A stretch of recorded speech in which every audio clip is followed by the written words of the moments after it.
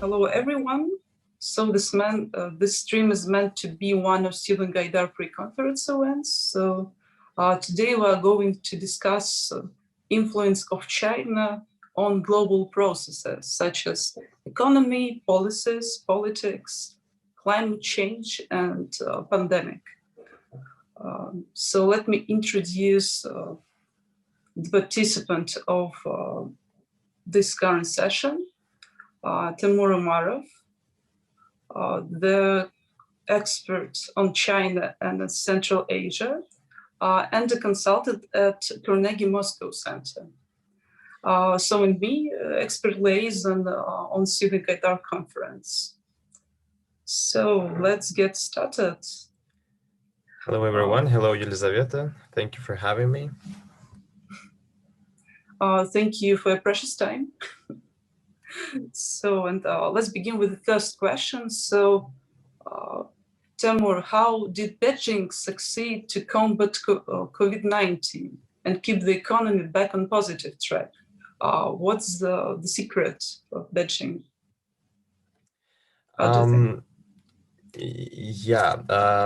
Actually, I don't think there are secrets. However, we still don't have the data published by the Chinese authorities that we can take a look at and make analysis on how the situation with the pandemic going on. I'm talking about the data about mortality rates, which are not being publicized yet. But we have enough amount of other sources of information, and we really see that China looks, the situation in China looks better than in many other countries. And this is something that is interesting. First of all, we see that the pandemic is not over yet. There are still several cases here and there in China, but all in all, the situation is under control. And I do believe that the main reason for that is in the ability of Chinese authorities to consolidate the resources in a short period of time. This is really fascinating. You may have heard or seen in the news how in different cities of China, they've managed to build entire hospitals in several days and to move big amount of like thousands of doctors from the capital to other provinces and to other cities. This ability to quickly move a lot of resources from one place to another. I think this is the core reason why China succeeded in the pandemic. And the same happens in economic terms. We've seen how Beijing quickly decided to support small and medium businesses, and how this was the decision that actually prevented many bankruptcy situations all across the country. And we still actually don't know whether China really get back to its normality in terms of economy, because we cannot trust 100% to the statistics that are published by the officials. So we just have what we have and can make our conclusions based on only official data, unfortunately. But how do you think is the China successful in comparison to other economies? They It depends on what do you count as a success. If we talk about GDP, the GDP, China is maybe the only major economy that uh, has a still has a growth of GDP in 2020, which is actually pretty hard to imagine. We've seen the V-shaped slowdown of the economy, but China managed to rapidly not only recover, but to recover with the surplus. And now we see that in 2021, they are planning to, grow even faster than they've been growing for the last several years. Many experts actually talk about GDP not being a really good instrument to measure economy of China, because such a big population actually needs so many resources and so many products that the economy just just a normal life of the economy brings you this surplus in growth of GDP. So it has nothing to do with the real growth, as some of the experts, for example, Michael Pettis is one of them. He says that GDP is no longer the tool to measure real success in economy. But it's another question: what are those other tools that can show us whether China, is doing good in economic terms or not? so great. Sounds impressing. Yeah. So another question. So last week, the WHO team concluded that it was extremely unlikely that coronavirus leaked from a lab, the city on Wuhan, dismissing the controversial theory that emerged last year. So has China been rehabilitated from that? I wouldn't say that even before WHO had visited China and made a research on whether the virus came from a lab, I wouldn't say that international society was blaming China for that. There were particular people like Donald Trump and his administration that were trying to use this narrative as a way to get reelected, to use China in their personal interests. But I wouldn't say the same for other administrations, for the current administration or for other states. And so from my point of view, WHO, the particular factor that you mentioned, that the virus didn't leaked from the library, from the laboratory. I don't think it's a big news. Even before, even before, the entire international society was seeing that it's a obvious conspiracy, and no one in their sane mind didn't believe that it might be truth. But there are still many questions on whether the where this virus came from, yeah, and how we as a humanity can prevent things like this happen in the future. And that is why we need WHO to investigate what are the real reasons for the pandemic. And I don't think that it has something to do with China's reputation. It's just the scientific research that we need to, move forward and prevent these things happening again in the future. So let's move from the theme of pandemic and its influence on global health and China's reputation to another question. So Chinese president announced the uh, UN General Assembly in September 2020. Then in 40 years, China would achieve carbon neutrality. How do you think? Is that possible?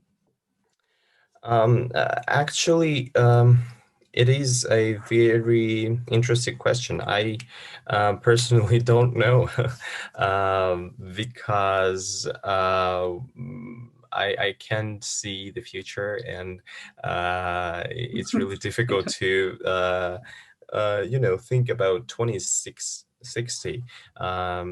It's a long period, but it wasn't actually a surprise only for me. Many people, even inside China, even inside the government, were surprised by this very ambitious goal of China, actually. Um, this is because China today is one of the most important producers and one of the biggest uh, countries that rely on coal, which is the main polluter of atmosphere. And it will be really difficult for the country like that to switch to a more ecological, eco-friendly fossil fuels, and to other sources of energy that are that don't pollute the atmosphere. This is a very ambitious goal, and different independent and governmental organizations and institutions in China have already published the plan how to, um, how to switch to this new normality and to become carbon neutral. But it really is a very ambitious goal, because we've seen for the last several years how China is struggling to, get uh, down its coal consumption. But it's really difficult. And it's not only difficult because of the lack of infrastructure. For example, if you have many factories that work on coal, to switch them to gas, for example, to natural gas, you have to have pipelines. It's a big deal. I know China is a doesn't afraid of massive infrastructure projects, but even for China, it is a big deal. And in addition to that, there is a very influential coal lobby inside China that doesn't want to stop producing coal, because this is the main source of their income. And not only for big, I'm not talking about only very wealthy part of the society. I'm also talking about medium range businesses that also produce coal and have their, you know, uh, have coal as a main income source. How do you think will the economy collapse because of that? So it is a big infrastructure, the large sector of the economy. So do you have any thoughts on that? Um, I think that it is an inevitable process of any country, especially China as the second world economy, to switch to more green energy. And despite of all the lobbying and other obstacles, China would have to uh, move from very archaic source of energy as coal to more sustainable resources. And this is something that is inevitable, and China would have to adapt. Even today, we see how pollution is bad in many places in China, and how this actually brings to social instability, which later brings to political instability, which is not very good for the Communist Party, which wants to stay in power forever. And that is why the problems of ecology slowly becomes a very politically dominated sphere, and they have to do something with it. So China's growth is the most important trend in global politics in 21st century. So is the world ready for global Chinification? So, and how superpowers are adopting to new normality, where they have to share a chunk of power with Beijing. I would say in terms of economy, the world has already, for its bigger part, depend on China. China, in the last several decades, have become this global factory and is producing almost everything that we're surrounded with. Like right now, I'm talking to you on a laptop that is made in China, and I have a phone that also is made in China, and so many other things that are surrounding me and you and many of our listeners, I'm sure, have at least once in their life purchased something that is made in China. And this is the same for every single maybe person in the world, because China is really, um, I would say, even the major player of international trade. And we cannot imagine our lives without this part of the world in terms of economy. But in other terms, we still haven't seen how this dominance in economy has transferred into, for example, trends of fashion or trends of our thinking. China still is very important, but not influential state. And this is changing. We see how, for example, Chinese social media are becoming more and more popular all across the globe. TikTok, number one fashionable app today, not only in China and Asia, but also in many other different places. We also see how China is becoming this buzzword for many young people. We see how, for example, on my personal experience, when I just started my bachelor program, In 2017, there were a few places that opened this new China programs, and now we see that many students and almost all of the universities that I know have opened something about China. And this is becoming really something that many people think about.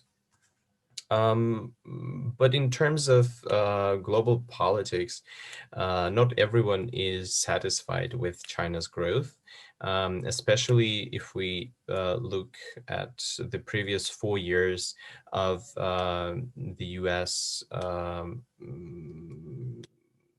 China policy. We would see that two major powers were not able to find a common ground and to decide whether this or that particular sphere in international policies was whether it's okay to have, two states that are major powers. We've seen that, for example, the administration of Donald Trump used every single opportunity to contain China, to contain its growth, to not let it expand its influence over other states. We've seen different approaches in all of the spheres to control this China's growth, starting from the military and to technologies or media. So this is what some experts call Thucydides trap. When there is a new growing power, and the major power is afraid of this rivalry, and that is why it starts escalating its relations with it. And for other countries, if we talk about, for example, Eurasia, China's growth is something that is inevitable. We already see that China is the major economic player in Central Asia, and the future of Central Asia actually cannot be imagined without China. And we see how Russia is getting closer with China as well, and how the relations between China and Russia are becoming more and more asymmetrical, and how Russia needs China more than vice versa. And this is the trends that we at Carnegie call Pax Sinica, in analogy with Pax Americana. This is the world where China will be the dominant power, and we have to adapt to it.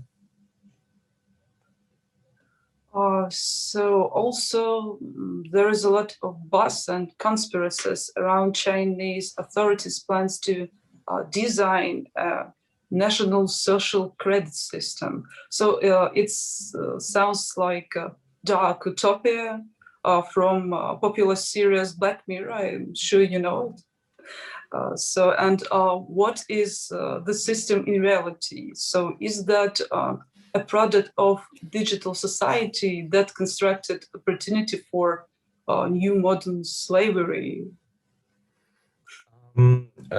Yes, when people hear social credit system, the first thing that they have in their heads, it's this different scenes from Black Mirror, but actually it's not that it's not that in China.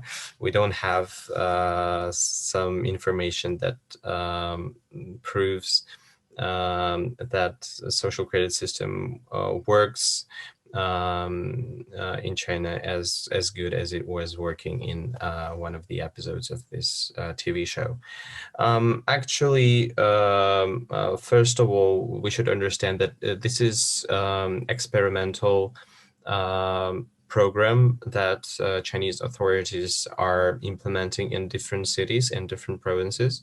At the moment, China doesn't have a united social credit system that has the information about all of these, all of its citizens. And we also know that it has the different organizations can also have their own social credit systems, like technological giant Alibaba. They have an app called Alipay, which you can use to, it's a super app that you can use to do whatever you want. There are plenty of different services that you have access to through this app.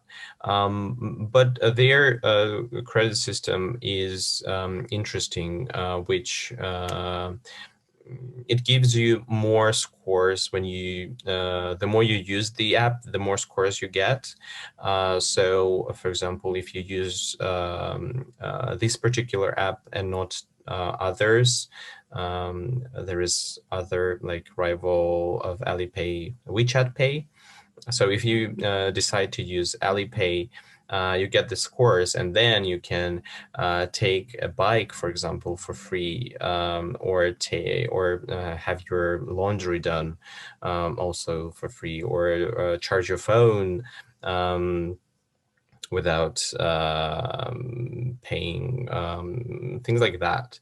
So it, if we talk about companies, it looks like this marketing tool to make your app being used more by the people. But when the government uses this and decides which services are available for people with particular scores, this is something that brings controversy, and people are really afraid, of being cut from basic services. But for now, it doesn't look like that. So if you have bad scoring in some of the experimental cities where social credit system works, you still have basic social services like healthcare and education and stuff like that. For now, it looks like those with bad scoring don't have privileged access to credit, for example, loans with interest rates that are lower than usual, or access to the best schools and universities of China, or something like that. Something that is a little bit extra than usual services. For now, it looks like that. And another example is, of course, the Xinjiang region, which is a different story. And social credit system there works completely differently. And it really is something that alarms many of the observers and many of the human rights advocates, because of complete control over society that Chinese Communist Party implemented into it. And this is something that really disturbs many international, many representatives of international community. And in general, is the credit system good or evil? How do you think?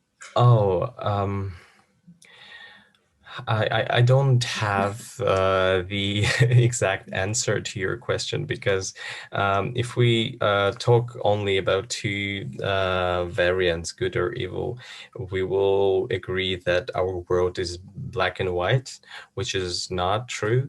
There are many advantages and even more disadvantages of the system. And we here come to a question of credibility of our countries, whether we trust our governors or not, whether we believe that our data will not be used against us, or any other third person will not have an access to our personal data. These are really questions that need to be answered, and I don't want to be a person who have to answer these questions.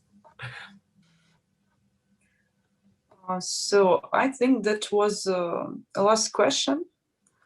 So I got all information I need and even more. So I'm glad that you had a good time today on this stream. So and Thank you for having me. This was really great questions. I enjoyed our discussion and hope my answers were somehow useful for our listeners. They were. So thank you. So goodbye. Have a nice day. Thank you. So thank you.